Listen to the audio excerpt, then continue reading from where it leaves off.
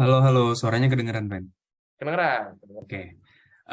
Halo semuanya, kenalin. Nama aku Owen Orlando, you can call me Owen. Jadi sekarang aku lagi kerja di Unilever Indonesia, specifically aku under program Unilever Future Leader Program, dan currently sedang di Deputy Key Account Management.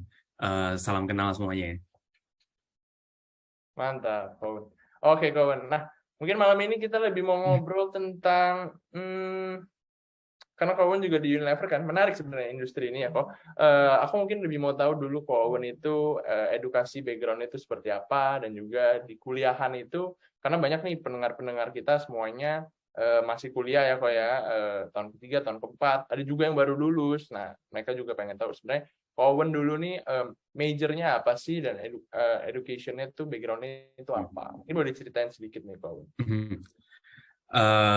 Ya, jadi sebenarnya background aku selama kuliah itu engineering. Specifically, aku itu metallurgical engineering. If you know teknik metalurgi, ya aku dari teknik metalurgi ITB. Jadi teknik metalurgi itu sebenarnya apa sih? Jadi kayak dia itu teknik yang mengatur tentang Tambang ya kok ya. pemilihan logam. Ya, jadi kayak kalau teknik pertambangan dia itu yang ngambil batuan ya, kalau metalurgi itu yang ngolah jadi logamnya. So there's so many physics and chemistry there.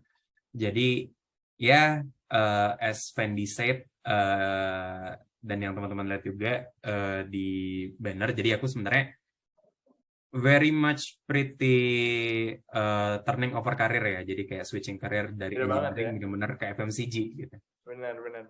Sebenarnya Hmm. aku juga background-nya itu engineering tuh. Oh iya iya Teknikal, iya. dan sekarang Iya. kerja di resume jadi business development gitu. Mhm. Great great. Menarik ya career switching, apa background switching ini ya, dari kita kuliahnya apa dan sekarang Hmm. kerjanya apa. Jadi kalau teman-teman yang misalnya sekarang masih kuliah dan nggak suka sama kuliahnya, jangan takut ya kok ya, benar ya kok ya.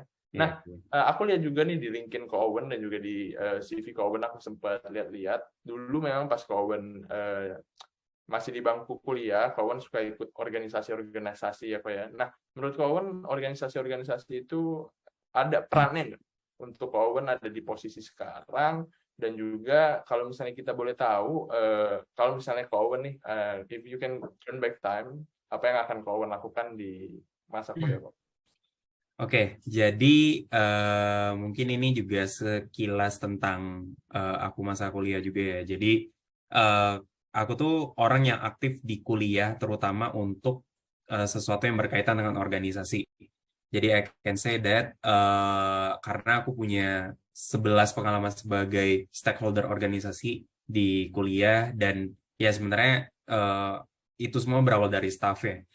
Dan satu hal yang menurut aku penting dari from day to night that organization thing adalah organisasi itu sekarang mulai dipandang sebelah mata ya, mulai kayak kalau aku ngelihat dari talk pembicara-pembicaraan yang ada di Twitter atau segala macamnya, eh, organisasi itu tuh mulai dipandang sebagai sesuatu tuh yang kayak nggak penting, kayak ngabisin waktu, terus kayak orang-orang yang jadi budak organisasi itu sebenarnya orang-orang yang kayak nggak terlalu fokus lah. Jadi kayak orang-orang kayak mengglorifikasi eh, kayak misalnya intern atau kayak kegiatan-kegiatan lomba dan segala macamnya. I don't say that it is right to do ya. Jadi sebenarnya terserah tergantung kita sebenarnya, yang pertama passion kita tuh sebenarnya mau apa, dan kita tuh mau tujuan hidup kita tuh mau dibawa kemana gitu loh. Karir kita tuh mau dibawa kemana, dan sebenarnya organisasi itu adalah salah satu hal yang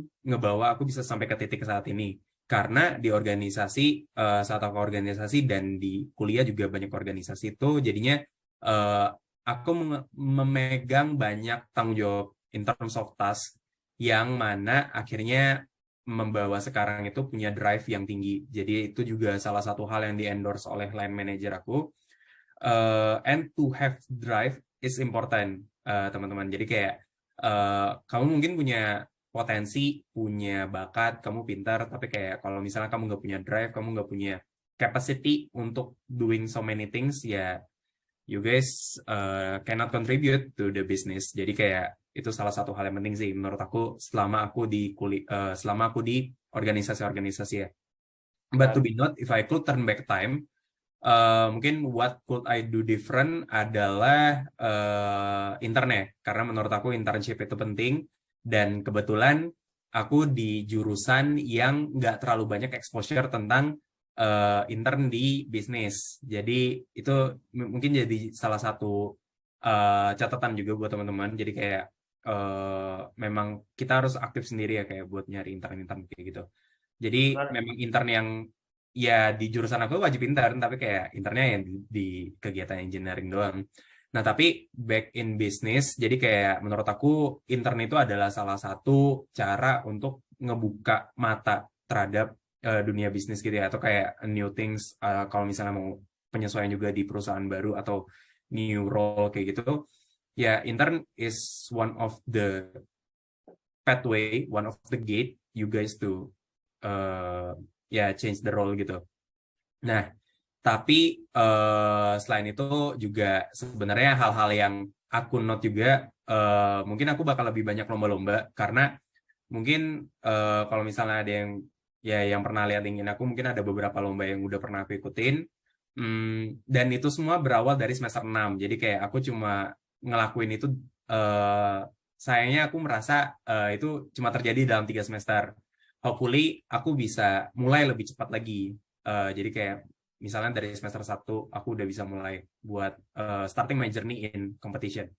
But terkait dua hal tersebut sebenarnya ada satu benang merah yang sama, yaitu you must know your passion and your capability in life. Jadi aku orang yang mulai tahu bahwa aku tuh suka FMCG dan bisnis itu di 6 semester. Jadi mulai dari semester 1 aku masih kayak orang yang ya let's explore engineer, let's explore these metallurgical things. Tapi turns out ya ternyata aku nggak terlalu enjoy. Bukan berarti aku nggak bisa, tapi kayak aku tidak enjoy aja dengan sesuatu yang mungkin aku bisa lebih contribute more, aku bakal lebih enjoy gitu ya. Nah, jadi dari hal tersebut akhirnya di semester 6 lah aku mulai berusaha gimana aku caranya bisa nge-pivot karir aku nih dari metallurgical engineering. Jadi kayak selama 3 semester itulah, jadi aku mulai nge-planning. Selama 3 semester itu aku mau ikut lomba apa aja, dan organisasinya mulai aku batasin, dan akhirnya ya CV aku diterima juga di Unilever gitu. Jadi ya it's a good start. Ya sih. Menarik, menarik. Mungkin setelah proses-proses organisasi tadi dan juga lomba-lomba di dulu kawan ITB ya kawan ya, di ITB ya. Nah, prosesnya dari kawan lulus dan juga masuk ke Unilever itu kira-kira gimana kok? Mungkin boleh diceritain sedikit. Oke, jadi gimana kawan bisa ada exposure juga ke dunia FMCG? Karena kan memang kita di engineering ya belajarnya lebih ke logic dan juga physics ya kan, physics, chemistry gitu kan. Nah, mungkin gimana caranya kawan dapat exposure ke FMCG dan juga dari proses graduation tersebut masuk Unilever itu gimana kawan? Jadi selama aku 2021 ya. Jadi ini di 2021 aku daftar di Unilever itu masuknya itu awalnya Oktober 2021. Jadi aku dapat pekerjaan sebelum aku lulus karena aku wisuda Oktober 2021 di ITB. Jadi kayak aku dapat pengumuman lulus dan akhirnya aku mulai bekerja baru waktu itu aku wisuda.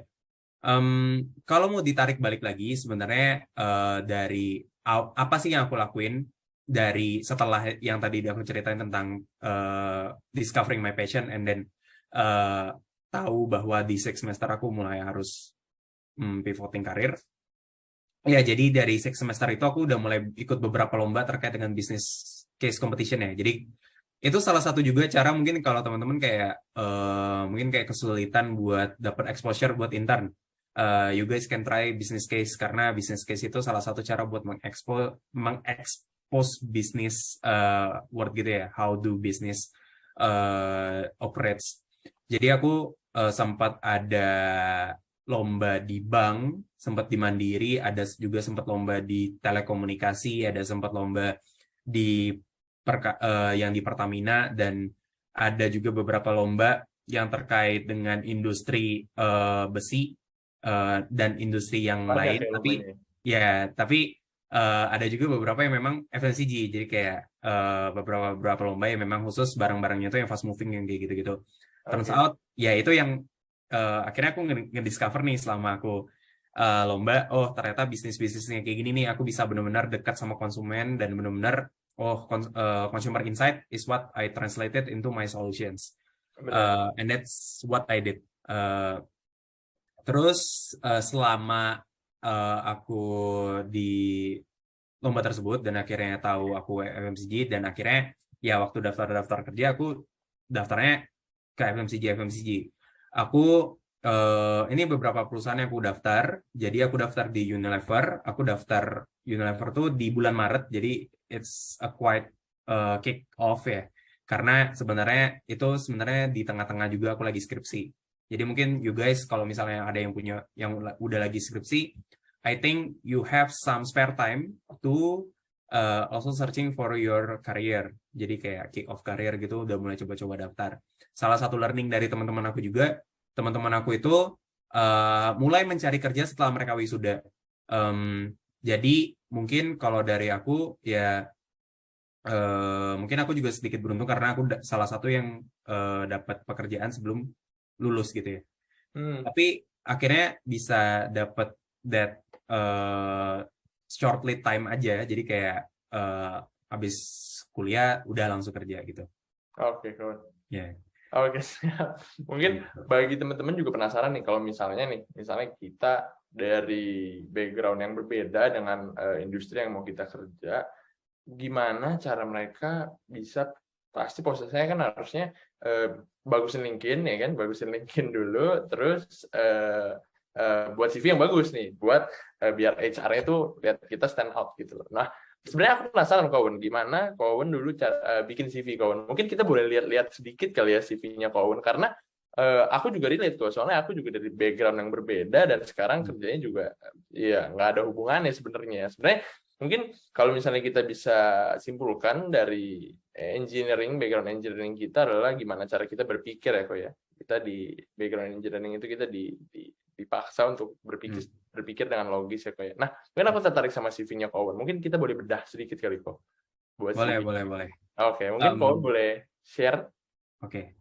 Oke. Ini aku coba buka link CV aku dulu. Jadi aku ada sebenarnya bikin dua ya. Jadi kayak sebelum di Talent Connect ini, jadi yang pertama benar-benar CV apa yang aku bikin sebelum aku masuk Unilever. Mungkin ada beberapa penyesuaian karena setelah di Unilever kayak ada beberapa hal yang perlu submit CV. Tapi in total ada aku yang bikin CV yang aku bikin dari cake resume juga karena ya mungkin ini salah satu catatan buat teman-teman kayak kalau misalnya mau bikin CV, kalau misalnya Bisa dari nggak mau resume. dari Word, ya kan sebenarnya dua kan, satu bisa dari Word, satu sebenarnya bisa kayak dari platform dan salah satu platform yang bisa dipakai sebenarnya kayak resume. This is not talking about apa ya kayak uh, marketingin kayak resume. I don't do this karena bener-bener they give something to me or not. Tapi kayak bener-bener mungkin kayak teman-teman biasanya dengar bikin CV di Canva kayak gitu-gitu. Nah tapi mungkin dengan dedicated platform untuk benar-benar bikin resume ya that could help you guys gitu. Ini mungkin aku Berarti nggak cuma satu ya kalau misalnya kita bikin CV ya. Oh iya, jadi oke, sebelum aku share CV aku mau kasih tahu itu sedikit dulu. Jadi terkait tadi juga tentang FMCG gimana sih kayak aku latar belakang non metalurgi gini, terus bisa daftar ke perusahaan-perusahaan yang bisnis gitu ya. Not to bragging, tapi selama aku kayak daftar di Unilever kan aku pakai CV yang sebenarnya kayak aku nggak pernah intern kayak teman-teman aku mungkin kayak sebatch aku punya berbagai pengalaman di perusahaan-perusahaan ternama, tapi kayak I have no intern di perusahaan bisnis gitu. Benar.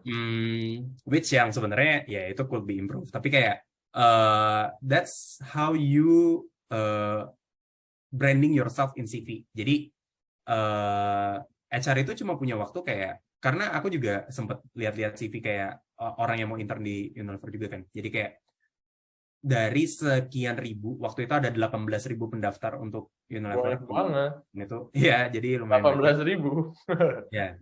Nah, jadi kan, Pertama disortir dulu pakai ATS dong kawan. nah, aku nggak bisa konfirmasi sebenarnya dari perusahaan itu bakal pakai ATS atau kayak dari HR mereka kayak screening sendiri. Tapi mostly ya mereka juga bakal ngelihat secara langsung sih, secara at least they give your CV to your user gitu. Ya, jadi line Bagi manager. teman-teman yang nggak tahu ATS, mungkin boleh searching dulu di Google ATS itu apa ya. Oh iya, Kita iya. nggak akan Jadi jelasin di sini kok. ya mungkin Oke. bisa nanya ke kayak resume tentang ATS ya. Nah, tapi kayak ya dari waktu singkat itulah gimana kalian mau nge-branding kalian. Jadi kayak menurut aku ketika kalian bikin CV juga put yourself as someone yang mau ngerekrut kalian. Waktu itu karena aku banyak pengalaman organisasi dan HR di kuliah, jadi aku put myself as HR gitu. Jadi aku sebagai HR yang mau ngerekrut orang ke organisasi, sebenarnya aku mau ngeliat orang tuh kayak gimana sih di organisasi itu. Nah, itulah kalian bisa mikir dari situ dulu, sebenarnya itu kayak the simple thinking-nya. Baru nanti kalian ngebikin CV-nya. Kalau dari aku, karena aku daftar ke Unilever, jadi aku ngefokusin ke hal-hal yang berkaitan dengan bisnis. Jadi aku take out tuh lomba aku yang berkaitan dengan karya tulis ilmiah, misalnya yang berkaitan dengan metallurgical things. Terus ke aku kayak work experience yang berkaitan dengan metalurgi juga aku sebenarnya nggak terlalu highlight di situ. Nah, instead aku meng-highlight yang aku achievement gitu. Jadi kayak misalnya achievement di bisnis, achievement di lomba dan pengalaman organisasi. Nah, itulah yang aku highlight di CV aku. Menarik. Berarti nggak semuanya nih pengalaman-pengalaman kita taruh nih ke CV kita ya kok ya. Tergantung kita mau apply-nya kemana, baru kita sesuaikan, bener nggak? Betul. To be note juga, sebenarnya secara quantity doesn't justify your quality. Jadi mau pengalaman organisasi kalian 50 selama kuliah, tapi kalian nggak bisa nunjukin sebenarnya impact apa yang kalian bikin ke organisasi, ya buat HR it's just number gitu loh. Jadi kayak nggak tahu kalian bisa ngapain di bisnis. Nah, tapi kayak that's why making CV is very important ya buat kalian yang mau daftar ke pekerjaan. Nah, ini mungkin aku share dulu. Boleh nih kawan, penasaran. Nah, ini ya. Jadi ini aku mungkin ada beberapa adjustment karena please note ini adalah sesuatu yang udah selama aku kayak mungkin 9 bulan di Unilever dan aku harus buat CV untuk one specific things ya.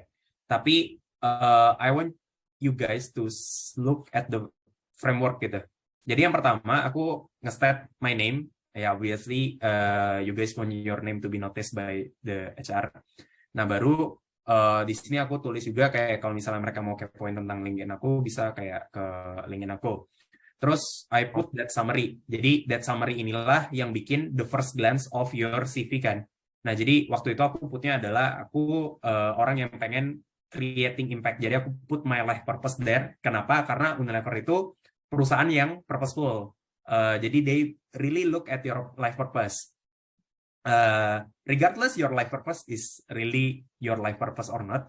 Tapi kayak that purposeful thing itu yang benar-benar dilihat sama HR, dan itu yang benar-benar dan itu yang benar-benar jadi salah satu itulah. Nah, tapi nggak semua life purpose aku taruh di depan karena nggak semua company purposeful. Jadi kayak misalnya aku juga ya aku buka di sini juga, aku juga daftar ke Shopee, aku daftar ke Danone, aku daftar ke Nestle, aku daftar ke McKinsey, dan waktu itu lolos di tahap CV.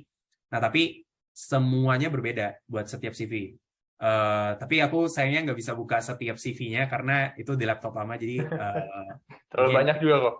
Iya, dan terlalu banyak juga kan kalau misalnya kayak mau spesifik company. Tapi ya di situ terus kayak highlight secara numerical.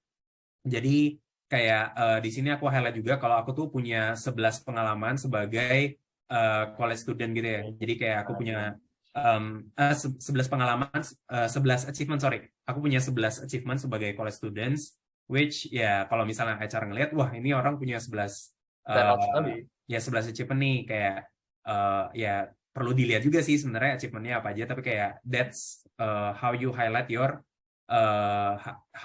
your achievement gitu. Terus nanti sebelum achievement mungkin kalian bisa nambahin ke sesuatu yang benar-benar relate dengan company-nya. Kalau di sini sih kemarin aku putnya aku orang yang highly motivated, hard worker sama challenge seeker. Di situ nunjukin kalau aku itu ready for challenge dan ya aku punya drive and inisiatif yang tinggi. Nah, itu dari situ dulu. Jadi karena aku bisa bilang kayak gitu, terus aku tunjukin nih, aku justifikasi, nggak langsung kayak biasanya tuh orang bikin, aku pernah lihat beberapa CV, tapi kayak mereka tuh put justifikasi terhadap diri mereka sendiri, mereka mengklaim, tapi mereka nggak punya sesuatu yang bisa jadi hal tersebut. ya, yang bisa menjustifikasi hal tersebut. At least you have to put some things lah yang buat ngejustify oh tuh orangnya kayak gini loh. Kayak misalnya lo interview nih, terus kayak nanti acaranya nanya, kamu orangnya kayak gimana sih? Gue orangnya berambisi nih, terus kayak gue aktif di kuliah, terus kayak buktinya apa? Tapi kayak kamu nggak bisa bilang, oh aku aktif organisasi, tapi kayak dengan kamu bilang bahwa aku pernah 8 kali jadi stakeholder di organisasi dan aku punya pengalaman sebagai ABCD gitu-gitu. Nah, yang itu yang bakal lebih berimpact lah kelihatan di acaranya. Ya, di sini juga aku highlight salah satu achievement aku yang aku highlight yaitu second most outstanding student. Ya, karena di MAPRES itu kan banyak itu ya matrix ya. Jadi that matrix itulah yang membawa aku ke runner up waktu itu. Jadi kayak karena matriksnya kumulatif itu benar-benar dari IPK, benar-benar dari public speaking, benar-benar dari English skill, terus kayak dari work experience, dari pengalaman organisasi itulah yang bakal aku bawa ke CV. Nah, sebenarnya ini ada beberapa catatan yang kayak aku miss juga. Mungkin ini sambil sharing juga ya tentang CV yang keliru dari segi aku. Karena ini I made this like 1 year ago, 1.5 year ago. Jadi kayak sekarang pasti udah banyak penyesuaian. Jadi kayak dari edukasi ini, kan aku naruh edukasi nih. Seharusnya kalau misalnya memang aku mau daftar ke perusahaan, yang kayak tadi aku bilang, kalau misalnya aku mau daftar ke FMCG, ya udah aku highlight achievement aja. Which achievement yang aku harus taruh di atas, bukan education or work experiences. Which sebelum aku belum masuk Unilever, nggak relevan nih. Aku dulu pernah research intern di LIPI, terus kayak atau aku pernah jadi lecturer, tapi kayak that's not really relevant to FMCG. Jadi kayak seharusnya berarti nggak selalu edukasi di atas ya kawan ya? ya, jadi kayak teman-teman jangan terlalu saklek sama sesuatu yang kayak ada template-nya. Kayak misalnya ngelihat CV ITS terus kayak education number 1 atau kayak volunteer experiences number 1 atau kayak work experiences number 1. Ya, highlight something yang benar-benar mau teman highlight ketika HR baca dalam waktu 10 seconds gitu. Ya kayak itu yang perlu di highlight. Nah, di sini mungkin aku put juga yang bisa dilihat itu volunteer experiences. Aku put ini ada sedikit 2 halaman. ya. Oh ya, jadi ini highlight ini mungkin catatan juga. Aku sempat diskusi sama salah satu reviewer dari XLFL. Jadi CV itu 1 halaman atau 2 halaman sih, itu it's up to you guys. Kalau kata teman-teman mau buat 2 halaman, mau buat 1 halaman, at least make something yang benar-benar ya balik lagi ke objektifnya. CV ini adalah the gate for the HR to know you, the gate untuk HR bisa nge-review kalian. Jadi kayak ya it's your call mau bikin 1 halaman atau 2 halaman, tapi make it efisien. Nah, mungkin miss aku di sini juga adalah aku taruh terlalu banyak volunteer experiences atau kayak experiences lain. Tapi kayak yang mau aku highlight itu cuma beberapa gitu. Nah, terus di setiap CV, mungkin ini juga mulai learningnya udah mulai ada sih sekarang. Kayak berbeda dari waktu aku kuliah. Jadi teman-teman aku waktu kuliah tuh nge-highlight CV itu, mereka nge-put tadi quantity. Jadi kayak mereka punya staff, mereka pernah jadi staff 50 kali, ya 50 kali, 50 list itu mereka taruh di CV. Terlalu banyak ya.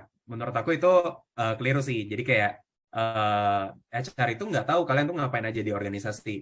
Dan si yang reviewer CV dari XLFL ini pernah bilang, jadi dia pernah nge-review apa sih namanya, kayak ngefilter CV, ngeseleksi CV. Ada satu yang pernah jadi manajer, ada satu yang pernah jadi staff doang, tapi si yang pernah jadi staff ini dia bisa meng-highlight bahwa dia bisa ngasih impact ke bisnis. That's why orang yang belum pernah jadi manajer ini yang direkrut. And then that's a good insight sih for me. Karena ya kalian bisa aja posisi kalian mungkin sekarang kalau di kuliah mungkin nggak pernah jadi ketua organisasi, masih staff, atau kayak kalau misalnya di perusahaan kalian belum pernah jadi manajer atau belum jadi asisten manajer atau masih staff, masih intern, tapi you guys could highlight your contribution, dan itu tuh yang bakal benar-benar di dalamnya. Yeah. So that's why quantity doesn't justify quality. Jadi itu sesuatu yang penting sih buat CV. Nah, di sini aku nge-highlight bahwa aku tuh benar-benar nge-handle dari benar-benar planning. Jadi kalau teman-teman tahu framework POAC, jadi planning, organizing, actuating, dan controlling. Jadi benar-benar di situ tuh kelihatan kayak dari planning, dari ngebuat plannya, terus kayak ngebuat plannya kejadian, terus kayak nge-eksekusi plannya, dan mengkontrol plannya. Nah, itu tuh yang aku highlight di CV aku, dimana waktu aku jadi HR, itu tuh aku ngelakuin semua keseluruhan itu, dari benar-benar planning sampai controlling. Nah, terus aku nge-highlight juga, aku jadi HR untuk organisasi yang isinya 200 orang. Which ya lumayan gede. Menarik, jadi berarti kau dulu pernah jadi HR ya berarti? Ya, tapi itu HR organisasi, jadi kayak organisasi, kind of things gitu lah. Ya, nah tapi yang perlu di-highlight juga sebenarnya ini yang beberapa hal yang perlu di-highlight adalah inisiatif-inisiatif. Jadi mungkin di HR ini aku nggak terlalu highlight, tapi ada beberapa inisiatif-inisiatif yang aku lakuin selama aku organisasi. Kayak misalnya waktu itu aku amandemen ada dokumen formal dari organisasi, yang mana itu adalah inisiatif dari aku. Nah, itu juga teman-teman perlu highlight tuh kayak inovasi atau something yang fresh idea yang benar-benar teman-teman bawa ke organisasi, itu tuh perlu di-highlight. Nah, jadi itu yang mungkin miss dari si CV ini. Nah, tapi mulai turun ke bawah itu ada beberapa yang memang aku highlight untuk kayak impact-nya kayak gimana sih. Jadi aku fokus ke impact-nya, terus kayak aku ngatur beberapa orang, karena kayak misalnya jadi ketua organisasi, kita harus kasih tahu skala organisasinya tuh kayak gimana, nasional kah atau kayak dari cuma berapa orang? Ya berapa orang. Jadi kayak kita nggak tahu kan, HR-nya juga nggak tahu kayak organisasi skalanya sebesar apa sih yang teman-teman pegang. Terus kayak oh ya, menariknya aku juga insist untuk put my field coordinator ya. Jadi kayak menurut aku nggak banyak orang yang bisa punya that field pengalaman di field in terms of ini koordinator lapangan ya. Jadi mungkin kalau teman-teman kayak pernah jadi koordinator lapangan buat sesuatu acara yang besar, ini kan aku jadi koordinator acara, koordinator lapangan benar-benar di field buat acara yang ratusan orang. Waktu itu sempat 300 sampai 400 orang. Nah, jadi yang mau aku highlight di situ adalah aku punya kemampuan untuk mengorganisir orang dan mengatur orang dan membuat keputusan dalam waktu yang in pressure moment. Benar. Nah, that's very important sih buat teman-teman highlight gitu ya. Banget. Ya, jadi ya back again. Jadi teman-teman punya pengalaman apa selama kuliah? See what you guys have made impact di pengalaman itu, ya itulah yang teman-teman taruh di CV dan ngerasa relevan dengan pekerjaan yang mau teman-teman daftarin. Untuk achievement, nah kalau untuk achievement menurut aku di sini aku put terlalu banyak sebenarnya in terms of quantity, tapi yang aku mau highlight seharusnya cuma Mapres sama business case competition yang relevan aja. Jadi kayak karena itu sesuatu yang memang benar-benar relate dengan Unilever gitu ya. Ya, jadi thank God dengan dengan pengalaman aku dan dengan CV yang aku buat ini, aku berhasil buat lolos buat dari tahap CV ke beberapa perusahaan yang that I have mentioned tadi ya. Jadi di beberapa perusahaan FMCG, di beberapa perusahaan banking, dan beberapa perusahaan consulting. Which ya dari aku sih mungkin di sini jangan ambil langsung template-nya ya, tapi take the learning. Jadi kayak yang tadi kan banyak tuh Setiap orang beda ya ramuannya. yang dari ini. Yes. Oke, siap kok. Oke. Udah ngomongin tentang CV, mungkin dari beberapa dari pendengar kita mereka penasaran, sekarang Unilever lagi hiring nggak sih kok? Bisa nggak sih job seeker sekarang apply ke Unilever, terus ada program apa nih yang lagi dibuka nih buat Unilever Indonesia? Kira-kira masih ada nggak kalau sekarang? As I'm not HR of Unilever, jadi aku nggak bisa kasih tahu. Tapi ya aku kan juga tinggal di lingkungan Unilever, jadi kayak ngelihat lah beberapa ada beberapa job vacancy ya. Kayak misalnya ada beberapa yang kayak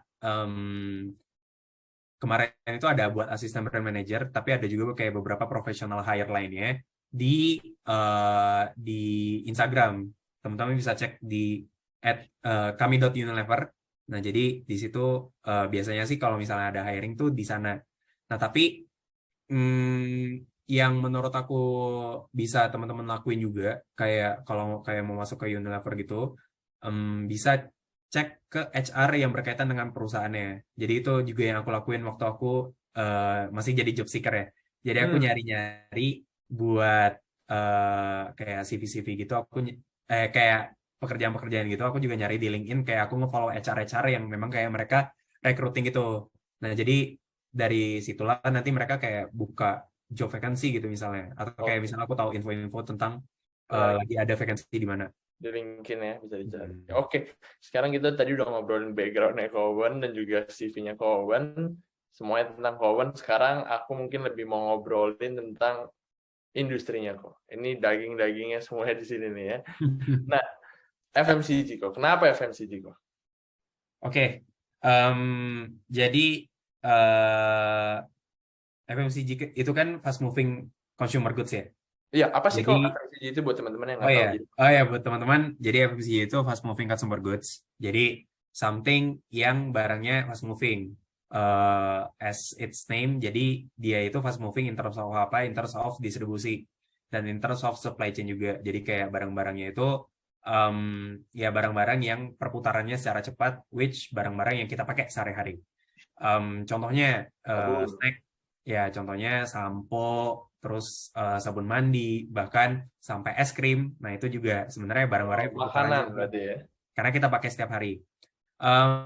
Antitesisnya, barang-barang apa sih yang slow moving? Itu barang-barang yang memang enggak kayak nggak lazim dipakai, atau barang-barang yang memang disediakan, diprocure sesuai demand. Contohnya besi, emas, metallurgical things, itu slow moving.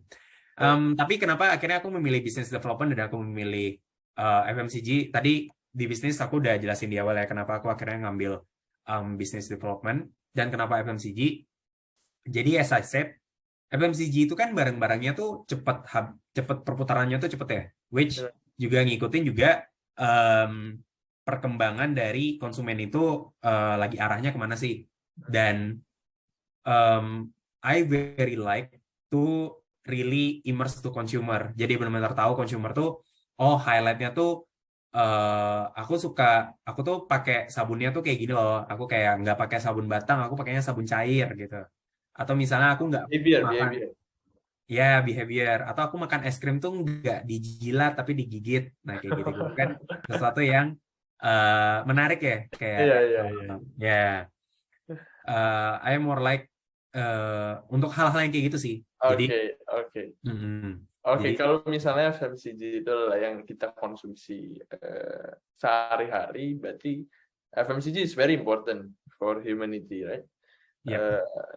Berarti kita bisa lihat Unilever mau ada resesi atau mau ada gejolak ekonomi, yang mereka tetap jualan karena memang mereka orang butuh. Bener gak sih kok? To at some point juga sebenarnya FMCG itu salah satu yang menurut aku impactful ya. I don't say that other business itu nggak impactful, tapi kayak dengan FMCG itu kamu benar-benar bisa lihat impact-nya itu loh, barang-barangnya. Kayak misalnya kemarin aku di Lifebuoy, saving life benar-benar kerasa ketika COVID, kayak misalnya ngajak orang buat cuci tangan, ngajak orang pakai hand sanitizer, atau Hmm. ada beberapa temen aku yang kayak di es krim yang which Apalagi orang Indonesia yang bikin orang mungkin smile taraf gitu. edukasinya tidak terlalu tinggi dibandingkan negara-negara lain ya kok ya. Ya, jadi Mungkin bisa langsung kena berarti ya. benar-benar kerasa lah. Sebenarnya kalau taraf edukasi itu lebih ke ya ya itu sebenarnya general aja sih, tapi kayak impact yang kita bisa buat ke orang-orang terdekat itu kerasa banget, ke masyarakat tuh kerasa banget. So that's a good thing sih. Oke, speaking of FMCG industry, selain Unilever, big player apa lagi sih kok yang gede di FMCG industry? Waduh. Penasaran. Um, ini I'm speaking in general aja ya, mungkin yang teman-teman tahu juga kayak Mm-mm. Nestle, Danone, ya itu mungkin beberapa perusahaan yang aku tahu juga. L'Oreal juga ya. L'Oreal tuh kan buat beauty, terus ada Wings juga yang benar-benar main di total ya. Jadi kayak mereka juga ada Foods, Indofood, Nutrifood, ya so many Indomie FMCG. berarti termasuk FMCG ya kok. Ya Indofood ya. Jadi karena tapi dia lebih ke food kan. Hmm. I see. Oke, kalau di Unilever produknya apa aja nih kok? Berapa Jadi aja deh? Kan banyak mungkin nih. mungkin yang bisa di divided by kategori. Jadi dia tuh kebagi 5. Satu itu personal care, jadi sesuatu yang benar-benar buat perawatan Skincare. perawatan diri. Eh, ya, jadi biasa orang dengar personal care itu skincare kan, tapi ini lebih ke sesuatu yang kayak dipakai setiap sehari-hari. Kayak Oh, misalnya sabun mandi, terus ada juga deodoran sama sikat gigi, benar. sikat gigi, pasta gigi. Itu termasuk di dalamnya Pepsodent, Rexona, Lifebuoy. Nah, terus kalau di beauty and well-being itu nanti dibagi lagi tuh ada kayak sampo, clear, Dove, Sunsilk. Em, terus di beauty and well-being juga nanti ada Pond's, Fair and Lovely. Terus kalau Vaseline yang pernah teman-teman dengar, Citra masuk ke sana. Home care itu ada Sunlight, ada Vixal, Wipols, Rinso Molto. Banyak Nah banget. kalau di ice cream, nah Unilever. terus ice cream tuh juga mungkin orang-orang kalau denger Unilever mungkin langsungnya ke Lifebuoy atau apa gitu ya. Tapi kayak Walls itu juga dari Unilever.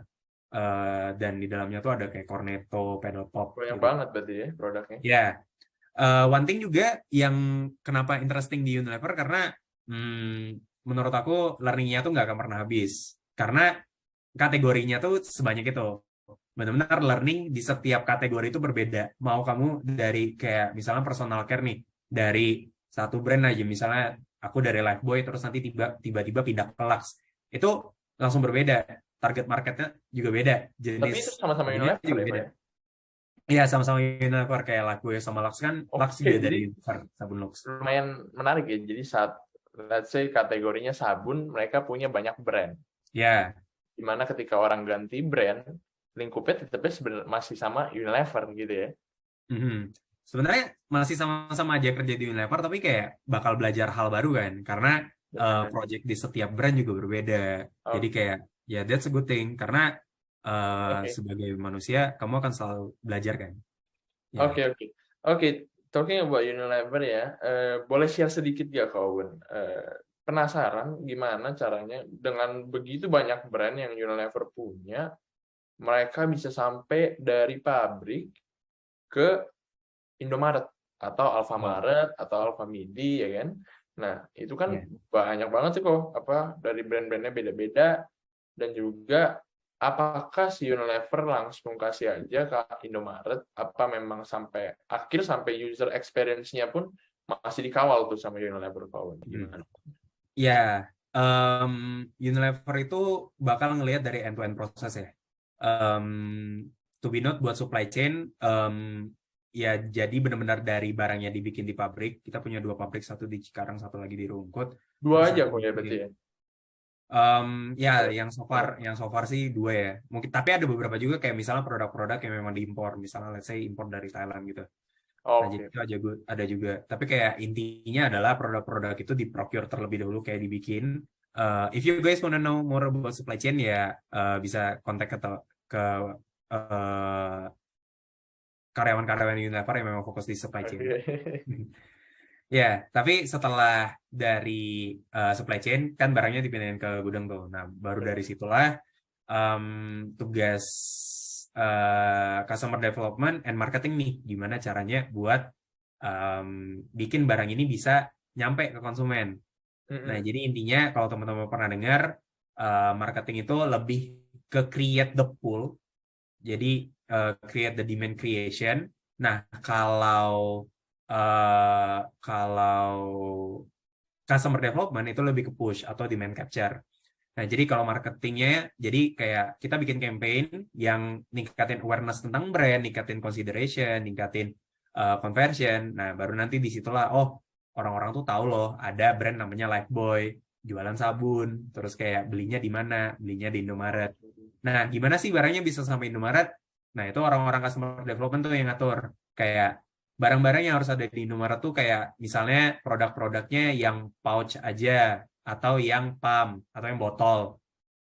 Nah, dari produk-produk itu, dari customer development nih yang ngatur harganya. Kayak misalnya, harga yang udah di set sama brand tuh segini, tapi kayak kita nih nggak bisa nih kalau dengan harga segini buat kompetitor-kompetitor yang ada di brand. Jadi kita harus ngatur harganya sedemikian rupa, jadi biar em, produk kita tuh bisa sampai ke konsumen. Berarti Tapi, update terus ya kawan ya. ya, Karena you guys have this competitors juga kan yang main di apa di playfield yang sama, mengeluarkan mungkin produk yang sama dan hmm, juga itu harus di take care satu-satu. hmm, hmm, hmm. Ya kan? Yap. Oke kok. Oke, mungkin what do you do now in your level? Jadi back in 2021 itu aku di assistant area sales. Jadi itu lebih mengontrol distributor. Jadi distributor ini jualannya kemana? Ke warung-warung. Jadi simpelnya kalau teman-teman jalan aja dari rumah ketemu warung, nah barang-barang itu tuh bisa aja didistribusiin dari distributor Unilever. Jadi distributor inilah yang kayak gimana bisa ke cover warung yang lebih banyak, terus produk-produk yang ditawarin bisa lebih luas, terus gimana produknya bisa kelihatan sama konsumen. Nah, Iya. that's interesting thing. Baru nanti terus aku sempat juga di Lifebuoy yang mengontrol keseluruhan tentang produk. Jadi mungkin teman-teman di sini ada yang mandi pakai Lifebuoy, terus kayak ya jadi dari produk Lifebuoy-nya itu kandungannya seperti apa, terus kayak apa sih yang mau dikomunikasiin, terus dari harganya kayak gimana, mau dipromosiinnya kayak gimana, mau barangnya ditaruh di mana aja. Nah, itu juga scope dari seorang brand manager, which benar-benar end to end. Nah, terus ya di situ juga mungkin to add some dari yang pertanyaan tadi sebelum ini.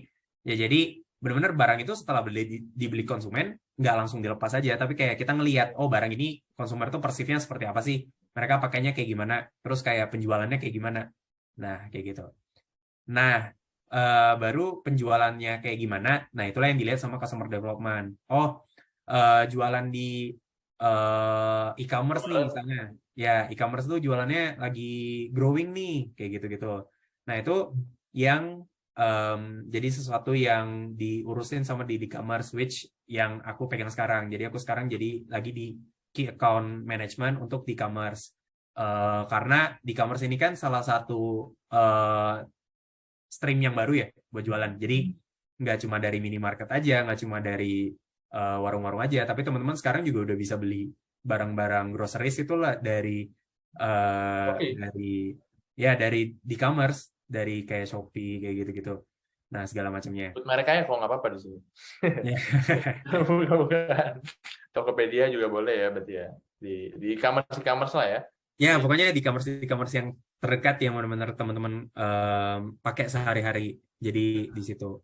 Dan sebagai key account management juga di situ juga ada ngatur tentang produk-produk apa yang mau dijual, ngatur promonya kayak gimana, terus kayak ngatur distribusinya kayak gimana, campaign-campaignnya mau kayak gimana di key account.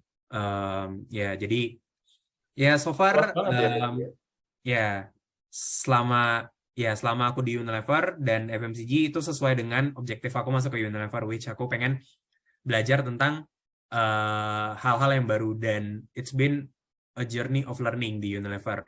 Jadi benar-benar dari selama 3 posisi itu aku benar-benar belajar banyak hal di Unilever dan Oke. FMCG. Oke.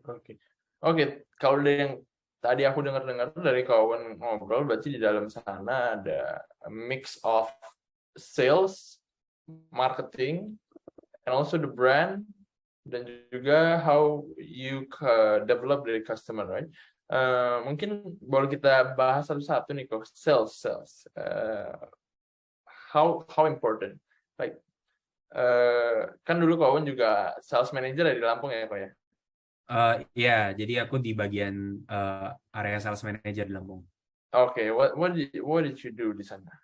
Jadi kalau di sana, jadi kan di area itu punya beberapa teritori ya, dan kita nggak bisa kayak ngaturnya lewat satu orang doang gitu. Benar. Jadi kayak si sales manager doang, tapi kayak butuh beberapa perpanjangan tangan, dan ya beberapa perpanjangan tangan ini bekerja sama dengan yang namanya distributor. Nah, dari distributor inilah yang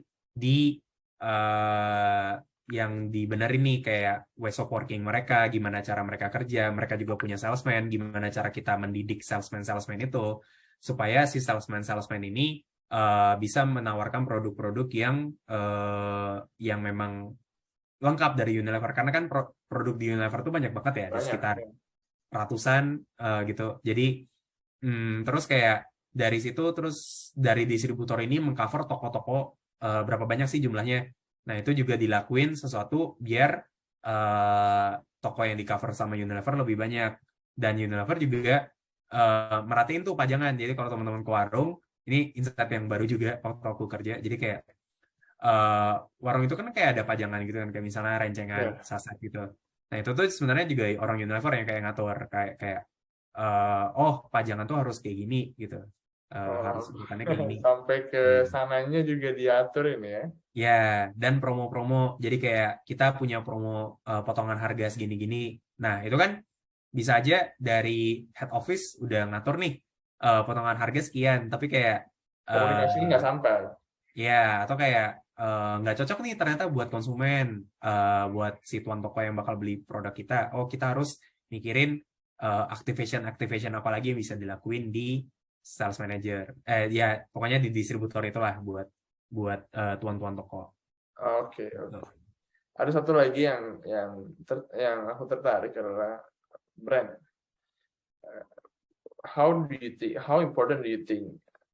Seberapa Brand ya? penting sih brand power itu buat produk itu sendiri? Kalau misalnya kita lihat Adidas ya, kita lihat Adidas, mereka punya branding yang sangat kuat. Nike, let's say sepatu ya, kita ngomong sepatu, Adidas, Nike, they have very good branding ya kawan ya.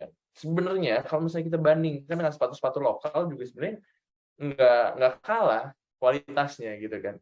Tapi kebanyakan orang anak-anak zaman sekarang, bukan anak-anak zaman sekarang lah ya, maksudnya kebanyakan orang memang mereka lebih pilih untuk pakai Adidas dan Nike. Nah, di sini berarti kan memperlihatkan ya bahwa kekuatan sebuah brand itu sangat berpengaruh buat psikologi manusia gitu loh.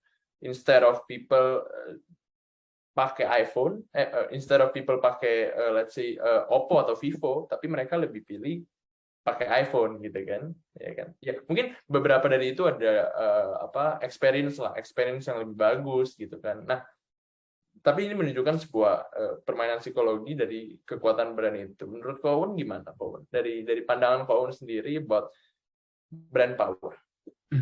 Ya, ini mungkin juga aku bakal ngejawab pertanyaan dari Rahel ya di room chat. Ini ada yang kayak day to day tentang brand manager. Day to day. Jadi ya mungkin aku dari brand manager itu ngapain sih di Unilever.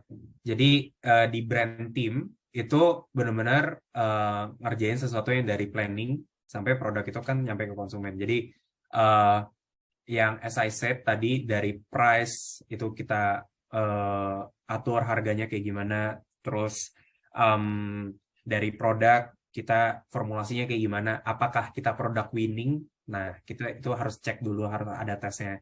Terus kayak proposition, gimana kita cara buat komunikasiin dari produk kita. dan promosi place. Nah, kayak gitu-gitu sesuatu yang berkaitan satu sama lain.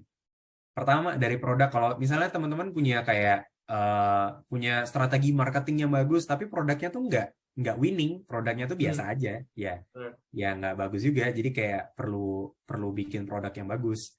Atau produknya udah bagus nih, tapi nggak bisa dikomunikasiin manfaatnya, nggak bisa di-highlight, ya nggak bisa juga. Packagingnya nggak menarik buat konsumen, atau nggak bisa drive impulsivity dari konsumen, ya nggak menarik juga, nggak bisa drive sales juga. Ya, terus dari nggak ada promosi, orang-orang nggak tahu nih produk ini eksis, price harganya kemahalan, place produknya nggak tersedia gitu di sekitar kita. Nah itu ya, jadi benar-benar 6 hal itu berkaitan sih. That's the power of 6P ya. Other than that 6P, ada juga that brand power. Nah, brand power ini tuh very important ya buat brand, karena yang kayak tadi Fendi juga bilang, sebenarnya banyak sepatu bagus tuh banyak, tapi kenapa orang-orang milih Adidas ya? Karena Adidas bisa komunikasi tentang purpose mereka, mereka bisa buat marketing semenarik mungkin, atau Louis Vuitton yang kayak kemarin pakai Messi dan Ronaldo gitu, instead of padahal banyak sebenarnya tas-tas yang sebenarnya kualitasnya oke, produknya winning sebenarnya, bahkan bagus gitu, dari benar-benar bahan berkualitas. Tapi apa yang orang-orang ngelihat juga adalah how meaningful is the brand. Jadi kayak kamu juga bakal ngelihat produk-produk yang kamu beli itu mereka purpose-nya kayak gimana sih? Kayak apakah mereka punya purpose-nya tuh buat sesuatu yang benar impactful, purpose-nya saving life, atau kayak dia jualan cuma buat untung aja, tapi kayak tapi nggak ada mengkomunikasikan sesuatu yang benar-benar meaningful, atau tentang perbedaan. Jadi kayak apakah produk si brand ini berbeda sama yang lain? If every brand talking about saving life, then this one brand have to do something differently. Nah, kayak gitu-gitu. Jadi sesuatu yang benar-benar penting ya buat brand. Dan sebenarnya selain itu juga kehadiran ya. Jadi kayak kalau di 6P tadi tuh kayak place, ketersediaan tuh penting. Jadi let's say dulu aku waktu kecil tuh nggak gitu sering banyak nonton tentang promosi-promosi dari Cuba gitu ya. Kalau teman-teman tahu Cuba, ada pokoknya namanya snack namanya Cuba, tapi kayak itu tuh ada di setiap warung yang ada di dekat rumahku. Jadi kayak aku tahu tentang brand itu, dan itu ternyata produknya enak. Jadi kayak that specific thing ya, itu yang benar-benar ngedrive juga tentang brand power. Dan brand power tuh sepenting itu ya, that brand power tuh the face of your brand lah. Oke. Jadi kalau misalnya kita pengen punya brand power yang kuat, pertama produknya itu harus benar-benar berkualitas, dan juga yang tadi kawan bilang winning ya kok. Nah, step keduanya adalah bisa nggak dikomunikasikan, ya kan? Kalau misalnya kita lihat di negara-negara barat sana, mereka sangat pintar sangat jago ya untuk mengkomunikasikan hal tersebut gitu loh. Gimana cara mereka cerita tentang misinya mereka untuk company tersebut, dan juga sekarang lagi banyak banget yang ngomong tentang sustainability, ya nggak sih? Itulah beberapa campuran-campuran ya kok ya, biar bisa orang lebih beli produknya kayak gitu. Oke kok, udah lumayan lama nih kok kita ngobrol. Kok mungkin yang terakhir kok, how do you see FMCG in the future? Mungkin ini beberapa juga dari pandangan aku pribadi ya. Jadi mungkin kalau teman-teman ngelihat sekarang beberapa startup itu mulai starting to lay off. Ya memang nggak semua startup itu bakal melakukan layoff, dan nggak semua startup it's bad. Tapi menurut aku in terms of stability, FMCG is one of the prominent one. Salah satu yang paling oke lah untuk in terms of stability. Jadi we can see from pandemi yang ada di tahun lalu, COVID, itu sebenarnya ya bisnis semua impact. Tapi ada bisnis yang benar-benar disrupted parah. Jadi kayak sampai mereka tutup. Let's say Airy that hotel company. Nah itu tutup, atau kayak beberapa yang kayak pariwisata itu juga tutup, atau benar-benar sesuatu yang benar-benar akhirnya yang teknologi gitu naik-naik. Nah, Apakah tapi FMCG terimpact? ya, tapi FMCG juga terimpact. Maksudnya ya orang-orang mulai nggak terlalu sering keluar rumah, jadi impactnya kayak nggak sering berkeringat atau kayak Nggak beli ciki jarang dulu deh mandi gitu ya. gitu. Ya kayak contohnya ya. Iya. Tapi FMCG, the stability of FMCG itu juga jadi salah satu yang penting gitu ya. When I see the future gitu. Karena household itu akan selalu bertambah, at least 3% lah setiap tahun. Mungkin nanti kayak ada tekanan demografi dan segala macamnya, Menarik. tapi ya akan bertambah juga. Terus ya karena Unilever juga fokusnya ke salah satunya sustainability, jadi ya memang this company itu memang ngelihat jangka panjang. Jadi nggak cuma kayak rencana ke 2023, rencana ke 2025, tapi kayak rencana sampai ke 10 tahun ke depan tuh sebenarnya si FMCG itu mau ngapain sih. Jadi the stability of this company itu juga jadi salah satu hal yang menarik buat aku. Which aku bisa belajar di sini banyak hal, aku bisa implement di sini banyak hal, impact yang aku kasih bisa luas dan stabil bisnisnya. Ya, kayak Oke. gitu sih. Oh, mau ada resesi orang bakal tetap makan Indomie ya kok akhirnya kok. Ya, orang ya tetap aja Oke, oke. kalau misalnya mau nonton bola malam-malam, orang masak Carinya apa? Indomie. Indomie. Ya, kayak gitu. Oke, siap kok. Nah, mungkin kita langsung masuk aja nih ke Q&A ya, sesi Q&A. Ini ada dari, aku ambil dulu dari Rachel lagi. Ini Rachel sangat aktif nih. Luar biasa. Ada nggak tips untuk jadi orang yang lebih inisiatif nih? Misalnya kita pasif nih ya kan. Ada nggak tips nih buat biar orang tuh jadi lebih inisiatif dan juga proaktif?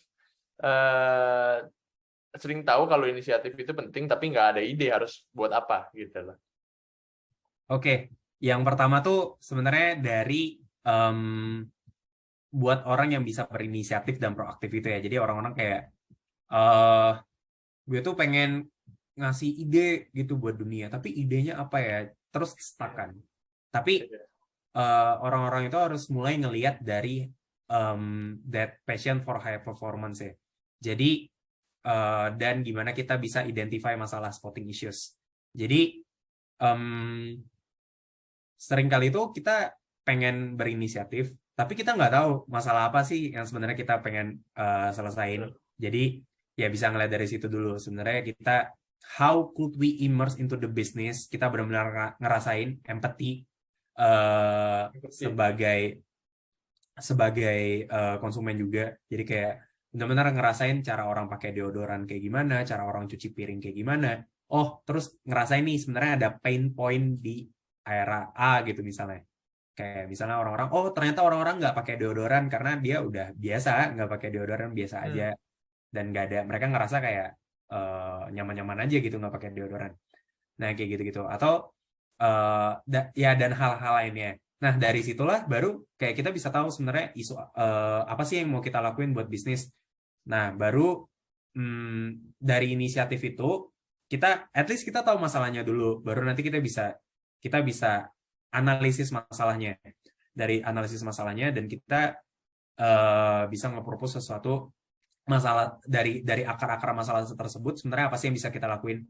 Let's say you don't have that good business acumen dulu karena kalian masih kayak new freshman gitu lah.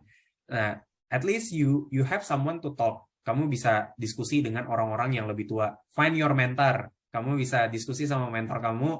Terus gue punya masalah ini dan sebenarnya solusi ini tuh nggak jalan. Nah, kira-kira dengan gue udah analisis kayak gini, sebenarnya solusinya kayak gimana? Nah, itu juga beberapa yang aku lakuin tuh selama aku belajar di Unilever ya, dan aku implementing some solution juga.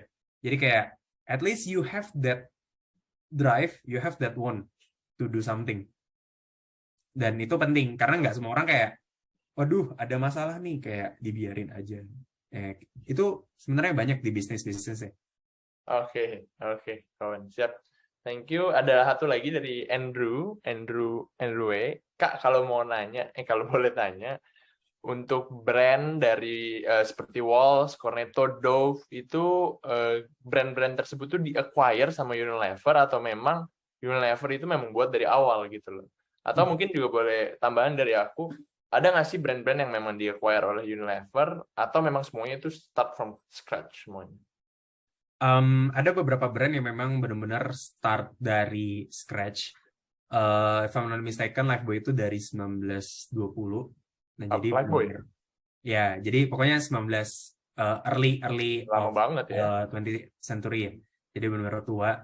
Nah, tapi itu juga salah satu yang benar-benar di nurture dari Oh, Unilever. Ada juga brand-brand yang memang di-acquire, tapi ya memang nggak bisa dibuka di sini. Jadi kayak ada beberapa juga yang kayak Unilever tuh kayak tender gitu lah. Jadi kayak kayak misalnya ada brand nih, terus kayak nggak ada home company-nya, terus kayak Unilever mau acquire brand tersebut juga bisa. Ada juga salah satu brand yang Unilever ngerasa, oh brand ini tuh nggak jalan lagi, terus kayak dia lepas license-nya, terus ada corporate lain nih yang ngambil license untuk si brand tersebut, itu juga bisa. Jadi kayak the journey of each brand itu berbeda-beda. Tapi balik lagi, my point of view on this adalah ketika corporate ini nge-acquire brand itu kan pasti kayak udah ada brand power-nya gitu kan. Nah, that brand power itu penting sih buat kayak ya balik lagi, brand power penting buat brand dan gimana produk-produk itu bisa kejual. Kayak kita juga ngelepas beberapa brand, itu tuh juga salah satunya bisa jadi juga karena ya kita pengen make something yang different aja, terus kayak ya nggak dilanjutin buat license di brand tersebut. Tapi ya balik lagi itu sebenarnya tag dari corporate, jadi kayak action ya. bermacam-macam sih. Tergantung strateginya lagi. Ini ada dari Rachel lumayan banyak, tapi kayaknya kita skip nih kok karena kita mau langsung review CV. Ada satu lagi terakhir dari Alex sebelum kita masuk ke CV. Kok mau nanya dong, kalau ambil online course gitu penting nggak nih ditaruh di CV? Nah, ini juga relate juga ya bagi teman-teman yang baru mau lulus kuliah, pasti banyak take online course, let's say di Udemy, Coursera, atau Google, ya kan? Nah, ini boleh nggak ditaruh di CV kok? Oke, jadi balik lagi ke awal, put something yang benar-benar bakal dilihat HR sebagai sesuatu yang, oh, this kid have something. Yang kalian bisa nunjukin, oh kalian capable of sesuatu, tapi ya gimana kalian bikin itu dalam sebuah selembar halaman CV gitu ya. Mungkin aku di metallurgical and engineering ada beberapa kayak license juga, online course yang berbayar bahkan sampai 2 juta 4 juta.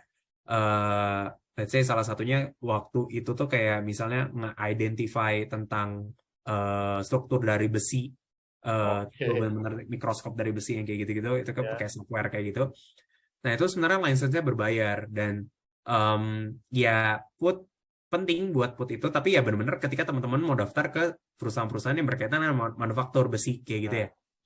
Kalau misalnya teman-teman misalnya buat misalnya teman-teman udah bayar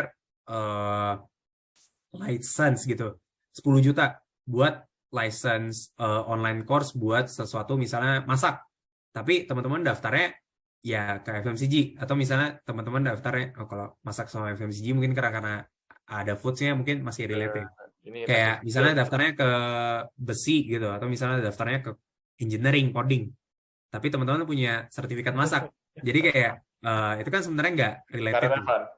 Ya, jadi kayak mungkin ada beberapa orang yang bilang nggak penting sih naro itu di CV, ngapain naro online course. Menurut aku taruh something yang relevan. Oke. Kalau online course itu relevan ya taruh aja berarti ya kawan ya. Exactly.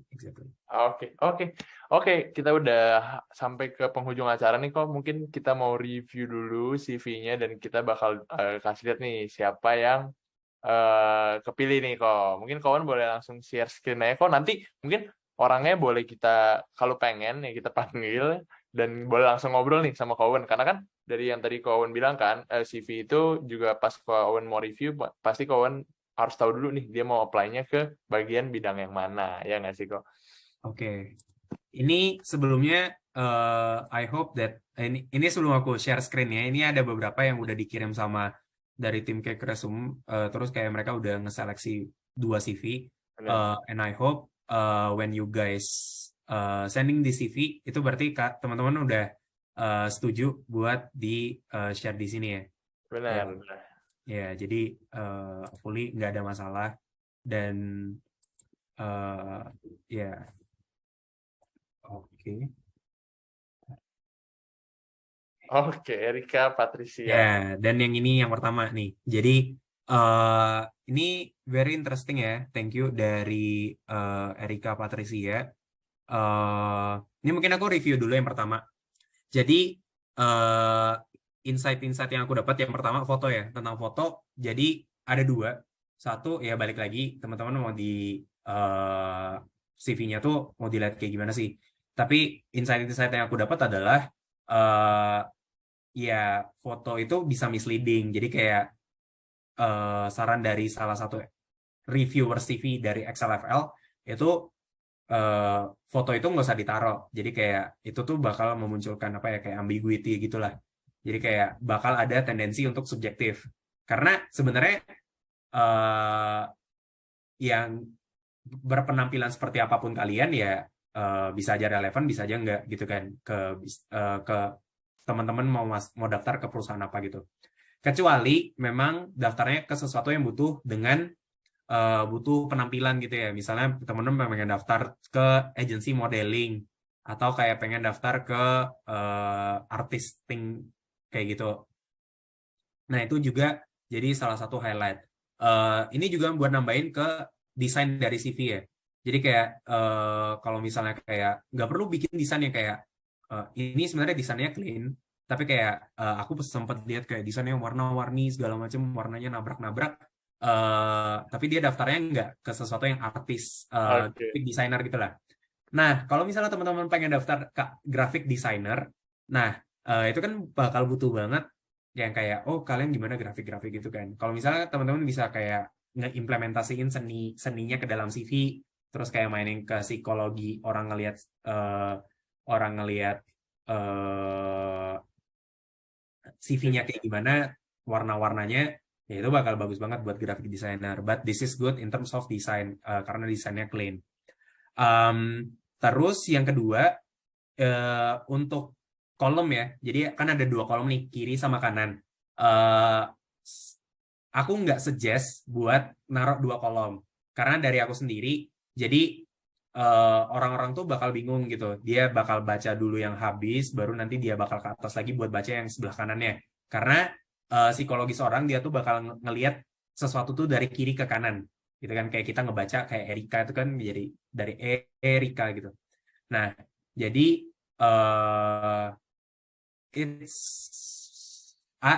I'm gonna suggest you to just put in one column gitu. Jadi langsung semuanya, jadi kayak langsung bisa baca di sana.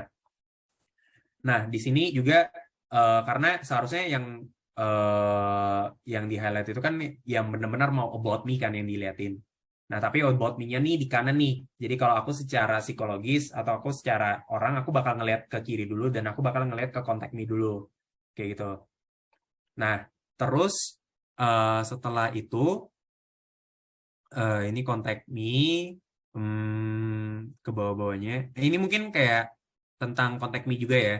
Jadi taruh sesuatu yang di contact me itu yang berkaitan dengan eh, misalnya kayak domisili teman-teman aja. Jadi kayak nggak perlu yang lengkap-lengkap. Misalnya aku dulu domisilinya di Jambi, aku put Jambi Indonesia gitu. Itu mungkin juga Langsung sampai beberapa jalannya ya, kok ya. ya Ya. nggak perlu sampai kayak jalan jalan apa gitu, jalan Dharma Wangsa misalnya.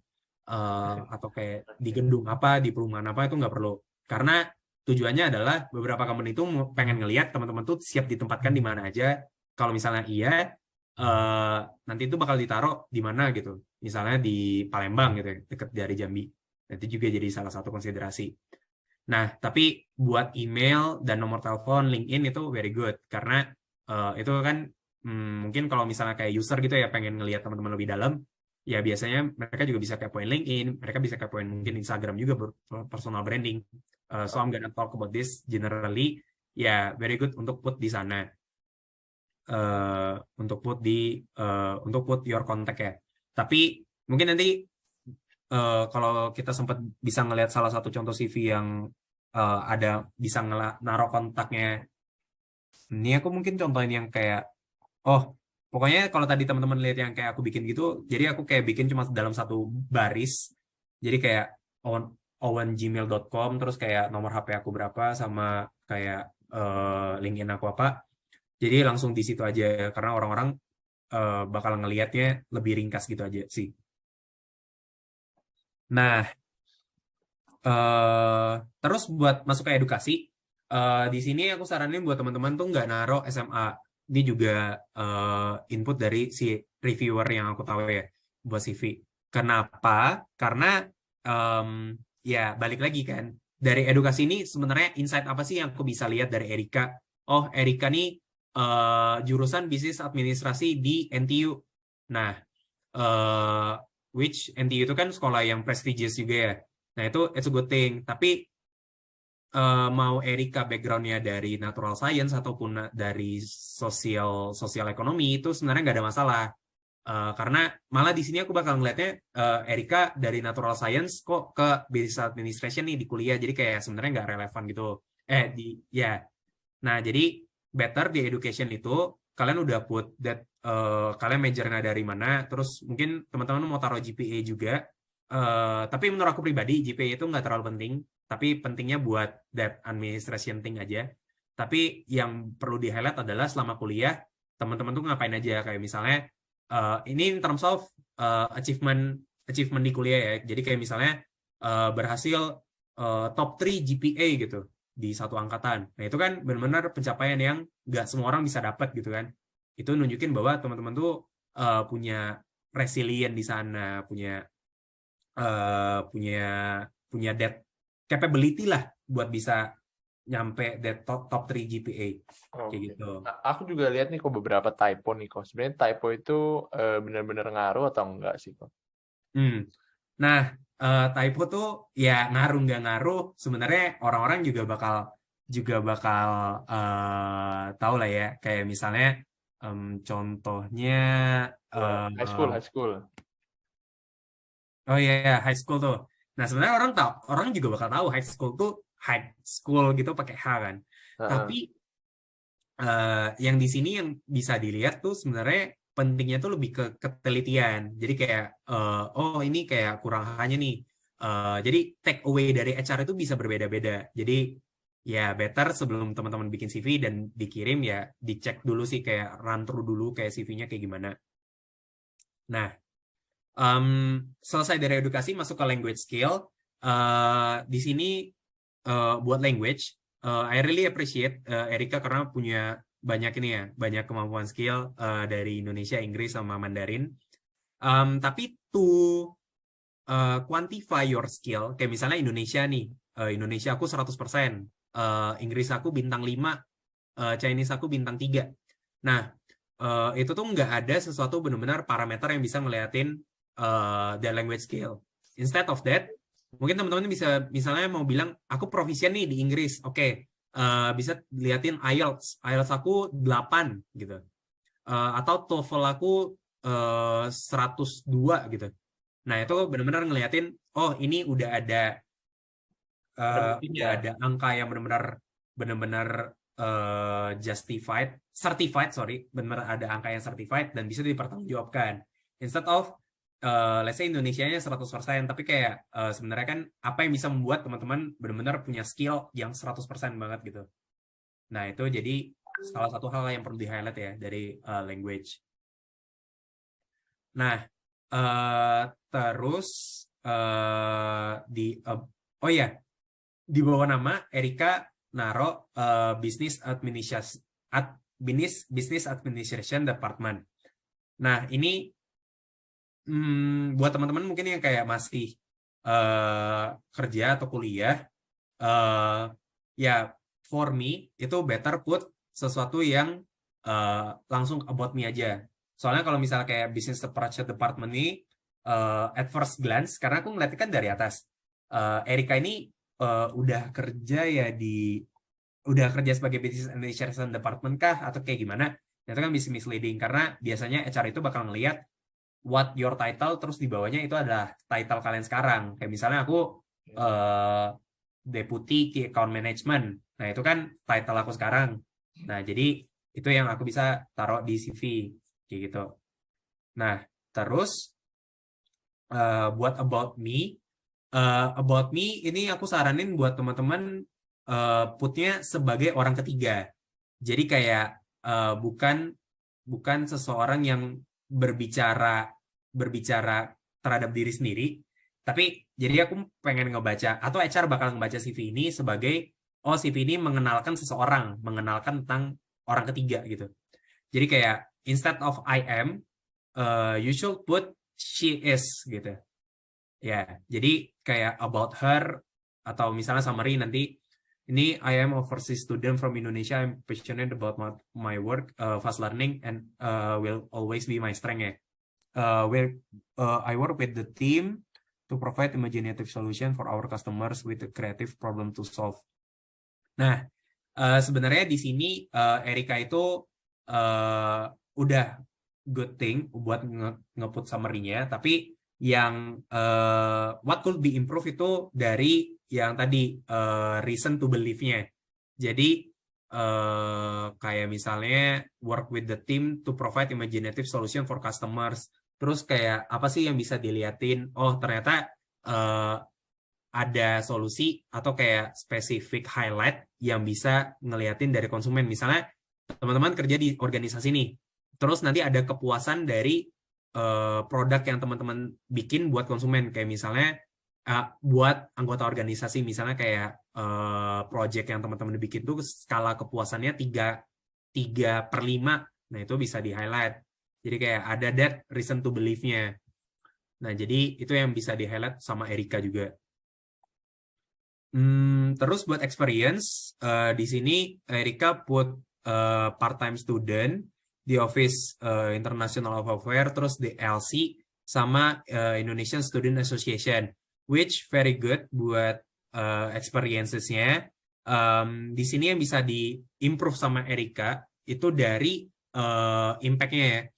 Jadi kayak contohnya, ini assess international students in handling school documents and finish tasks given by teachers. Sebenarnya bisa di-highlight kayak school documents-nya tuh selama Erika jadi part-time student tuh berapa sih, berapa dokumen yang di-handle, berapa task yang bisa diselesaikan, terus kayak misalnya improve-nya itu efisiensi, misalnya dengan aku bekerja, aku bisa membuat pekerjaan di international students ini lebih efisien gitu.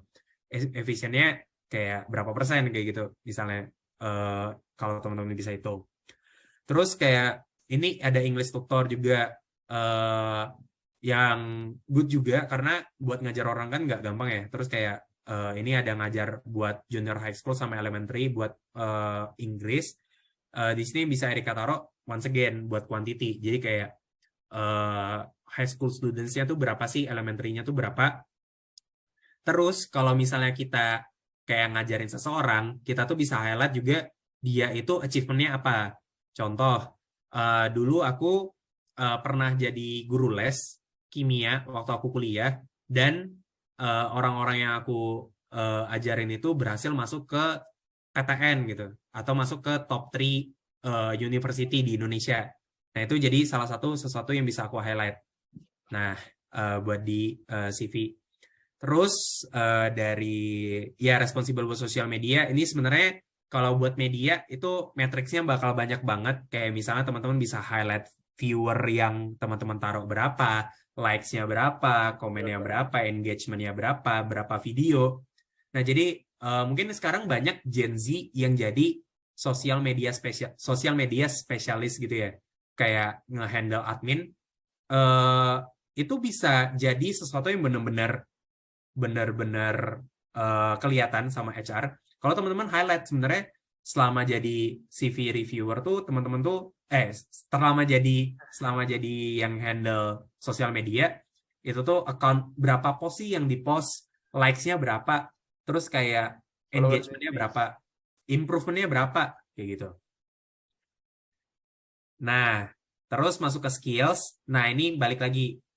Skills itu perlu di-put atau enggak? Put itu yang relevan. Dan relevan tuh kayak gimana sih cara nge-putnya? Once again, buat quantify, itu aku nggak suggest buat teman-teman tuh put yang quantity yang di-put angka-angkanya gitu. Karena ya once again, gimana cara kita bisa justify kalau time management itu kita itu 90% atau public speaking. Instead of mungkin tadi ada pertanyaan dari Rahel atau dari Alex ya. Iya, dari Alex tentang online course. Ya bisa di-put instead of skills. Jadi kayak public speaking aku pernah dapat license nih dari misalnya public speaker ternama gitu. Atau ada les public speaker gitu. Atau kayak Microsoft Excel. Aku pernah online course dengan di universitas ini dapat skor segini. Nah, kayak programming ya kayak gitu, web design itu oke banget buat ditaruh di sini. Karena itu skill-skill yang apa ya? Skill-skill yang unik. Nah, itu tuh bisa di-put gitu. Itu mungkin yang bisa diimprove buat Erika Oke. gitu. Gimana, Mantap Fen? banget, banyak banget yang bisa diimprove nih ya kawan ya. Ya. Oke, yang kedua, Oke. Viani. Mungkin itu dulu ya dari Erika. Mungkin Erika kalau misalnya ada di room meeting ini, kalau mau diskusi juga boleh. Nah, ini ada dari Agustina Viani Trinanda. Same like previous tentang foto dan ya tentang foto it's your call dan 2 columns aku prefer suggest untuk 1 column aja. Terus dari education juga, nah ini educationnya berbeda ya, kayak tadi kan sebenarnya SMA dan kuliah ya. Nah tapi kalau si Vianney ini kan ada educationnya tuh ada master degree sama bachelor degree yang harus diput dua-duanya karena kalau misalnya teman-teman kayak di sini ada yang S2 jadi tahu S2-nya tuh teman-teman S2 dari mana sih, terus kayak S1-nya tuh dari mana, jadi kayak benar-benar tahu keseluruhannya by seeing this education dari Universitas kalau dari Unpar, terus si Vianney ini S2 di Taiwan buat Industrial and System Engineering. Ya aku bisa highlight lah bahwa Vianney ini benar-benar oke di Industrial dan System Engineering in terms of passionate ya, jadi benar-benar dilanjutin S2-nya. Tapi yang bisa diput di sini juga mungkin back again GPA dan highlight dari teman-teman selama kuliah, dari Vianney selama kuliah tuh ngapain aja. Nah, ini salah satu contoh yang oke untuk skill karena English language-nya ditaruh TOEFL ITP score-nya berapa. Dan ya balik lagi buat yang bawah mungkin yang bisa diimprove kayak Chinese language itu bisa taruh barnya segini tuh justify-nya tuh apa, kayak mungkin teman-teman bisa highlight kalau teman-teman tuh bisa speaking Chinese tapi kayak bisa di highlight dari misalnya organisasi yang ada di Taiwan. Misalnya di Taiwan ada organisasi dari kuliah terus kayak kerjasama dengan orang-orang Taiwan yang mengharuskan bahasa Chinese. Nah, kayak gitu. Atau teman-teman bisa pernah jadi translator atau something like that. Pokoknya gimana sih caranya aku bisa tahu bahwa Chinese language ini benar-benar proficient lah buat yang naruh CV ini. Kayak gitu. Nah, terus di sini the good thing is Vianney itu nge-highlight panggilannya siapa. Jadi aku langsung tahu, oh Agustina Vianney Trinanda ini manggilnya Vianney. Ya, that's a good thing. Terus experience and passionate in supply chain area, focus on fulfillment and inventory management, strong operation on account of used to work in international environment. The good thing is from this adalah aku tahu bahwa Vianney itu orang yang terbiasa terekspos di supply chain, terutama di fulfillment dan inventory management. So if I looking for fulfillment and inventory management, I'll be looking for Vianney. Tapi one thing yang bisa Vianney improve itu dari segi kan supply chain itu bakal banyak main sama KPI yang berkaitan dengan misalnya dispatch rate, if I'm not mistaken ya Vianney, you're better than me in this. Jadi misalnya kayak fulfillment buat demand berapa, terus kayak dengan si supply chain ini dengan Vianney ini, fulfillmentnya demand-nya bisa ke fulfill semua. Nah itu kan it's a good thing. Jadi kayak misalnya dengan dispatch rate 96%. Nah, itu kan it's a very good thing dan it's very hard to maintain that dispatch rate. Jadi ya itu juga bisa di-highlight di key highlight di summary ini ya. Ya jadi balik lagi Vianney ini I see that dia experience dan passionate di fulfillment and inventory, but I don't know how good she is di supply chain area ini. Jadi itu mungkin yang bisa diimprove sama Vianney. Nah, terus ini work experience dari Vianney. Di sini ada customer logistics and supply chain coordinator. Very good. Di sini ada Carilex Medical Incorporation. Nah, di sini good thing yang dibuat sama Vianney, which very good. Di sini inventory of 4 overseas warehouses, terus ada maintain sufficient stock for fulfilling customer orders, terus arrange order distribution, account executive for Asia customers. Di sini aku bisa ngelihat kalau Vianney ini banyak menghandle warehouse-nya, ada 4 overseas warehouse yang dipegang, terus kayak sufficient stock buat fulfilling customer orders itu juga ada, and it's very good. Terus dari ya ini just in time 96% customer orders yang I just mention, karena biasanya supply chain itu KPI utamanya ya that customer order. Nah, increase 30% profit dari analisis freight price, dan 26% warehouse operational cost, terus 98% stock similarity with actual rate. This is very good in overall buat Vianney. Nah, tapi mungkin kalau misalnya yang kayak bisa di mention juga buat Vianney, di sini kan memang benar-benar banyak nih yang kayak berkaitan dengan consumer logistics. This is gonna work kalau misalnya Vianney benar-benar daftar ke perusahaan yang memang berkaitan dengan supply chain, karena Vianney nge-put KPI dan dia achieve semua KPI tersebut. Itu mungkin yang teman-teman di sini bisa highlight. Tapi kalau misalnya Vianney ini mau apply kayak di perusahaan bisnis, ya mungkin work experience ini perlu di-relook lagi, karena yang relevan mungkin yang di poin yang increase 33% profit by analysis of freight price. Nah, terus ada organizational experience. Di sini juga ada highlight dari 7 departments-nya, terus kayak timnya ada 32 orang. Ada 32 orang, terus kayak ada activity juga yang dilakuin juga. Nah, itu it's a good thing buat di-highlight di organizational experience. Nah, buat sertifikasi yang kayak tadi Axel nanya, di sini kan ada nih Introduction to Product Management. Nah, di sini Vianney itu nge-highlight nih, ada sertifikasi dari RigoU, ada online courses. Nah, itu benar-benar penting buat product management yang berkaitan dengan supply chain gitu ya. Jadi kayak sertifikasi ini bakal meyakinkan bahwa Vianney ini memang oke nih di product management. Dan achievement-nya juga yang berkaitan dengan operation and supply chain management. Nah, jadi Best Paper Award 120 international participants. Nah, jadi ini juga di-highlight jumlah orangnya berapa, dan Vianney ini jadi Best Paper Award gitulah. Nah, it's a very good thing. Tapi yang mungkin bisa di-highlight sama Vianney juga buat di Best Paper, itu selama Vianney ngelakuin selama Vianney menang sebagai Best Paper Award, paper apa sih yang dibawa kayak gitu-gitu, biar kayak judul papernya biar kayak highlight aja. Tapi overall di sini secara konten Vianney is very good in highlighting her experiences and expertise in supply chain, which kalau misalnya aku adalah recruiter untuk supply chain, ini bakal aku highlight dan bakal aku escalate ke user.